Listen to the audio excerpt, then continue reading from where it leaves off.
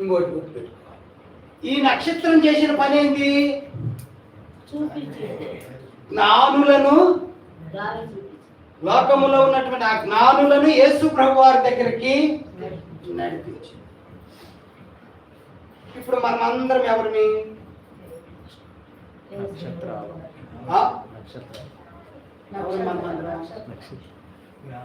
వెలుగుతున్న నక్షత్రాలు.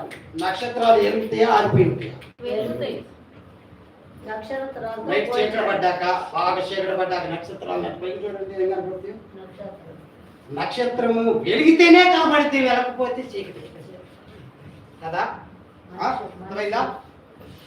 అది వెలుగుతూ ఉంటుంది కాబట్టి ఆ నక్షత్రం భూమి మీద ఉన్న సర్వమానవులకు ఆ నక్షత్రం కనపడింది. ఈ నక్షత్రము జ్ఞానులను యేసు ప్రభు వారి దగ్గరికి నడిపించింది. ఇప్పుడు మనమందరం జ్ఞానులము, మనమందరం నక్షత్రాలము.